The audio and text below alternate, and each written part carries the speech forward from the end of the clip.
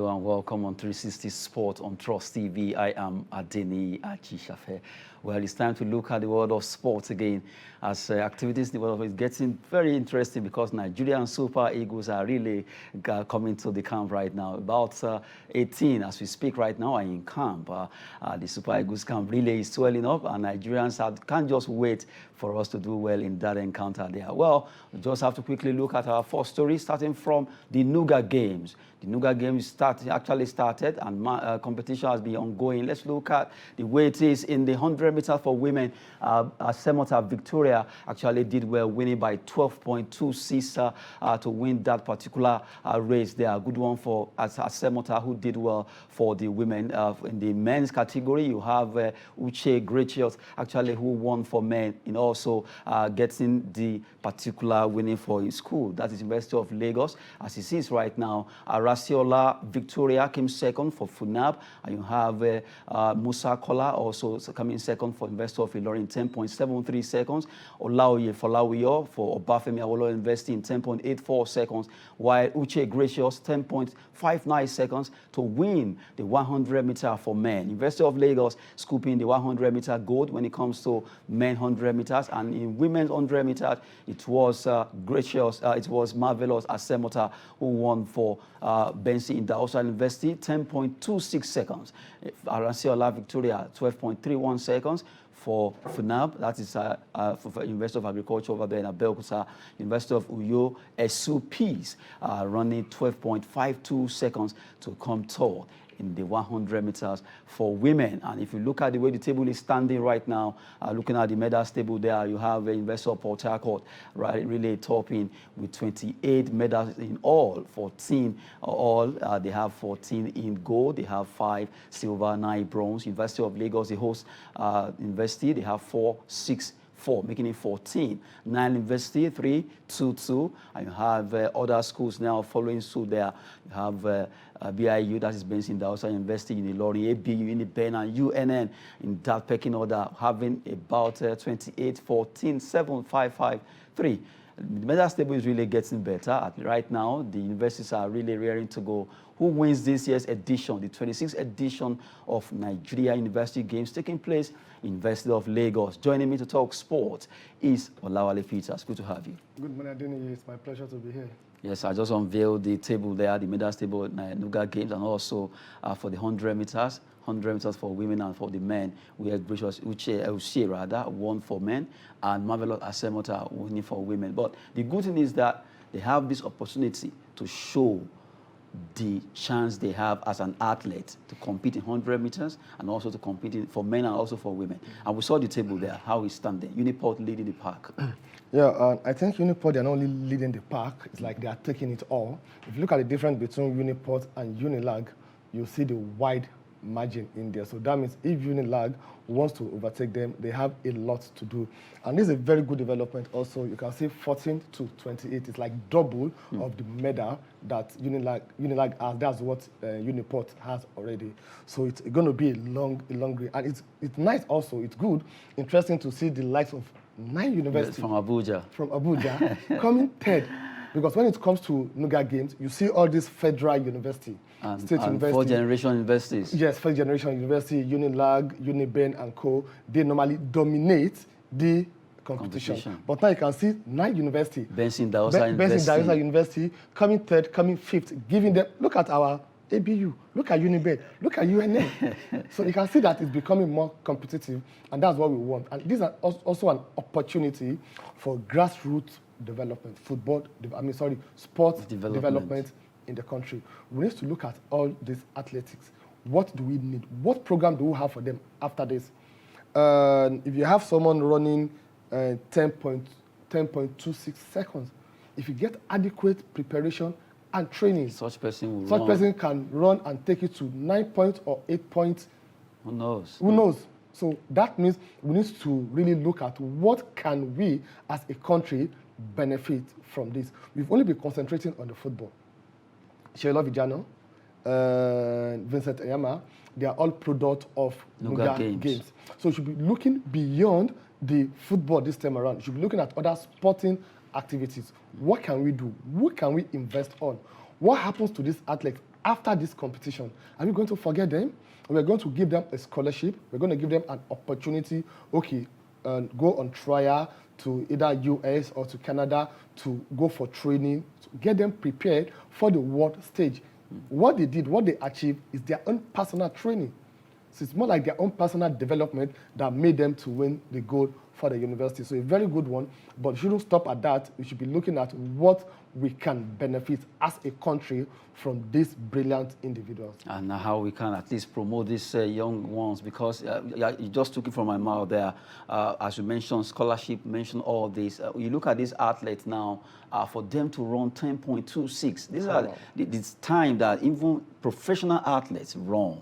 And they are already running. That means if they have opportunity to go for, have a better facility to train with, they will get better.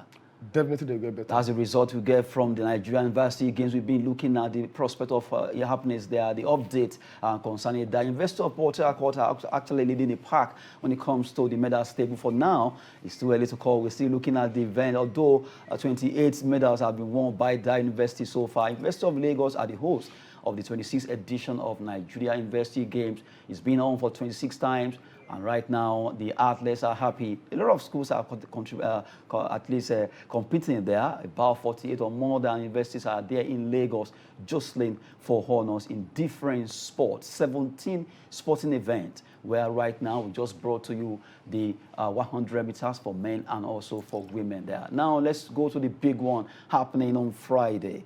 Nigerian Super Eagles, at least as we speak right now, the camp is really bubbling, and they will be resuming training as we speak right now. The good thing is that they are really coming in. Nigerian Super Eagles are really moving in, and they want to make sure the earlier the better they make the move. Well, good one, as we speak right now, 18 of them, 18 as we speak, 18 already in camp, although 17 we have for you on the list. But as we speak right now, Omeru has also joined. We have Ahmed Musa, William Truss Ekong, Leon Balogun, Shemi Ajayi, Ola Aina, Frank Oyeka, Ojoni Gallo, Daniel Akpeyi, Ogene Karoe Tebo, Kelechi Anacho, Shehu Abdullahi, Francis Uzoho, Moses Simon, Joe Aribo, Calvin Bassi, Innocent Bonke, and Emmanuel Dennis. They've all sweeping to Abuja, and as we speak, Kenneth Omeru has been added also to that list, making it 18 that are right now in camp of the Super Eagles, and they are ready to go. Now to you, looking at this 18 now we have in camp, the camp is really bubbling.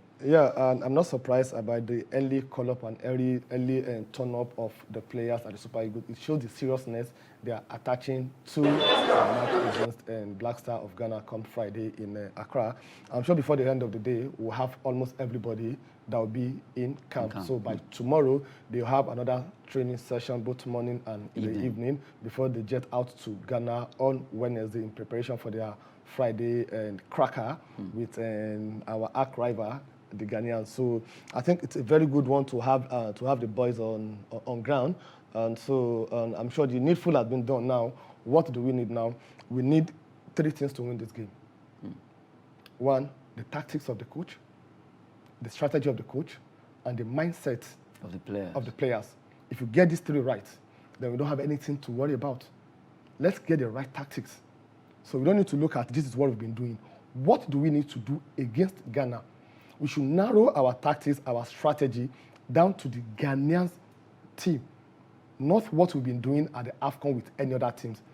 But Ghanaians, what style of play do they play most? Where are they good?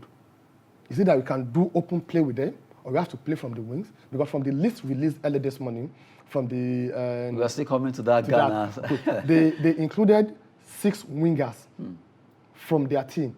So does that mean they want to play from the wing? If that's what they want to do, we should look at how can we counter this. The players they are using, look at their defenders. What is the average height of their defenders? Are they 4 points, 5 points? Then we should look at our own also. So we allow set in to come in to make sure that we have that advantage against them. So this is what we need when it comes to tactics and the strategy. What do we need to do in the first half? We need to go all out for them to make sure that we put them under pressure. You shouldn't start the game defensively. No, you should go all out there. Play the game, open up, dominate, put them under pressure. And you know the Ghanaian teams, they lack discipline. They don't have that endurance If you can play them 5-7 minutes, make them to get they'll angry. make them, they'll get angry. Probably they'll get one red card. I mean, they'll get a yellow card. From that yellow card, put pressure on the player that considered that yellow card to commit the player to get another red card. So if you can do that in the first half, take it or leave it, the game is ours. The game is ours because it's going to be a cracker. Sincerely, they want to win and we want to win. And if you look at the statistic between us and them, it doesn't favor us. We've met 49 times. We won only 10 times. We drew 18 times and they won us 21 times. In fact, the last 4 meetings between Nigeria and Ghana, they won us. We drew 2 and they won 2. The last encounter was in 2011. So that shows that they have this statistic ahead of us. They have everything ahead of us, but they are still playing the mind games that we are better off than them. No, we shouldn't take that. We shouldn't buy that. Look at when they released their list just today, 2 or 3 days. I'm just going to backfire on them. And so we shouldn't get distracted. We should just work our own tactics. Sincerely, we do that, and I think by the end of the day, by Friday, we're going to come back smiling and let them come to Moshood Abiola Stadium on Tuesday, and we'll give it to them. Taking on what you just said, I remember Henry Nwosu and even Eguavo himself saying early goal is the key for Nigerian Super Eagles. If they can't score early goal, it will get the Ghanaians G3 and it will bring out the anger in them. They want to come out too, and that one will open up for Nigerians to also penetrate. And I pray that Osimhen will be at his form, as his form has really been scintillating right now, getting those goals for us. From the way it is, I think I see seriousness because Super Eagles camp is always kind of a strolling park, but this time around is a different ball game. Yeah, it's a different ball game because we're talking about the avenue to showcase your talent and yourself to the world. We're talking about the World Cup, the biggest event in football history. Nothing is as big as World Cup. Not UEFA, not champion, nothing is World Cup. So everybody wants to be there. They want to showcase their talent. They want to make their country proud, and they want to make themselves. They want to market themselves also. So it's not the joy of any player that we are playing World Cup. We have the opportunity to qualify, and I'm sitting down at home, I'm watching it on TV, or I'm there at the World Cup as a spectator. No, as a player, to sing the Nigerian anthem wearing the Nigerian jersey. So that's why we are seeing the seriousness. Concerning the early goals, when we have the likes of Odion Igalo and Victor Osimhen up front, we can have Moses and Chukwueze from the flank. Sincerely, I don't think goal should be our problem. But we should try not to be selfish. Don't look for who is the scorer. Just work as a team. No. So the issue of who is the scorer, no, let's work together as a team. If you are in the better position to score, I'll give you the ball. If I'm in the better position to score, you give me the ball. So they should work together as a team. This is not the time for individual glory. It is not an individual that is going to the World Cup. It is Nigeria that is going to the World Cup. So they should blend together, work together as a team. Sincerely, we have the materials, we have the players, and I believe the luck will be on our side also. It is very possible that Nigerian Super Eagles can do this business. Have you been looking at the chances of Nigerian Super Eagles? 18 of them are already in camp, and the camp is really bubbling. Hopefully, they can bubble their way to win that game against Ghana over there at the Bayara Stadium in Kumasi. Talking about Ghana now, let's look at our next story. As we'll be looking at World Cup qualifier, we are ready. We are preparing for Nigeria. According to Otto Addo, the coach of Ghana right now, Ghana national team says they are preparing for Nigeria. Well, as we speak right now, they have their team list unveiled just this morning. Let's look at that list. You just have to look at goalkeeper Joseph Wolacott, the name that sounds like Walcott, Abdul Manaf Nuruddin, who plays in Belgium. He plays for UPenn. Lawrence Atizigi, also of Switzerland. Richard Ofori. You look at defender Dennis Odoi, Andy Adom, Gideon Mensah, Dennis Kosa, Montari Kahameni, Daniel Amate, Joseph Aido, Alexander Jiku, Abdul Mumin. Those are the players in the defense. And you have the midfielders, Idris Baba, who played for Mallorca in Spain, Edmond Ado, Sheriff Moldova, Mohamed Kudus, who played for Ajax Amsterdam, Elisha Owusu. You have Thomas Partey, of course, the most popular among them, Daniel Kofi Nyere, who played for St. Pauli in Germany. Wingers, you have Ishaku Abdul Fattah, Osman Bukhari, Philip Joseph Pense, who played for Ghent in Belgium, Joy Yeboah, Columbus Crew in USA, and the strikers, Felix Afena Gian, AS Roma, Italy, Christopher Antwi, RJ of VFL Bolcom 1848, Jordan Ayew, right now the son of Bedi Pele there, Crystal Palace, England, and Kwasi Rate, who played for Holstein Kiel, Germany. There is no, the other Ayew is not there, so the senior Ayew is there, but there is Jordan. Yeah, and I think because of the red card, yes, that's why he's not playing. That's why he's not playing. Just like we have our own Wobi also. Wobi is not there. It's not there also. So, like I said earlier, you can see their team list. The midfielder 6. They have more defenders. 1, 2, 3, 4, 5, 6, 7, 8, 9. 9 defenders. They have 9 defenders, but they have 6 midfielders and 4 wingers, making 10 in total. So that shows that they really want to play from the midfield, because the midfield is the propeller that keeps the engine of a team running. Once you don't get it from the midfield, forget it. Your attacker or your defender, they won't get it. We have right. 5 midfielders. They have 6. They have 6. So we have how many strikers? We have about 9 strikers. And look at what they have. They have only 1, 2, 3, 4, 5 strikers. So from our own striker also, we have winger. Probably because we didn't break it down like this. Like Lukman is a winger, Chukwueze is a winger, Simon Moses is a winger also. We have them as a winger, but we didn't break it down, winger and attacker. So what he's telling us now is they are not coming to defend. This is not a team list of someone that wants to play a defensive game. Because if you have 9 defenders for a 2-legged competition, so that shows you can't play more than 4. So you have others, in case there's an injury or there's need for you to do substitution. But when you have 10 midfielders, so we're talking about the midfielders and the winger this time around, so you have 10 people and you can't play more than 3 or 4. It shows that you are not coming in to defend the game. You are coming in to give it to them. So we too should be ready to do what? To give. Not this one that they released now, it doesn't, I'm even expecting something better of course, someone was saying, even the list, it's not as if it's so special, because what he was expecting is not what he actually... Exactly. So I'm not really bothered about what they have. So if you look at it, the way we put it side by side, what they have, and even the 18. Our squad is very strong. The 18 that we have currently not now... Not up to 32 yet. Not up to 32, the 18 that we have right now. These are the players in camp, just the one in camp. You understand? If you look at this camp already in camp players alone, if these guys, like you said, the mindset that we want to go to the World Cup and also make Nigerians proud, I don't see Ghana stopping us. No, I don't see them stopping us, sincerely. So that mindset is what we should work on. And what mindset? From today, we should have the mindset of winning mentality. Because an individual mentality is as good as the team mentality. Once you have an individual or a player that is jittery, that the mindset or the mentality is not the same with other players, it will affect them psychologically. So everybody should have the same mindset that, oh, we are going there not to draw, but to win.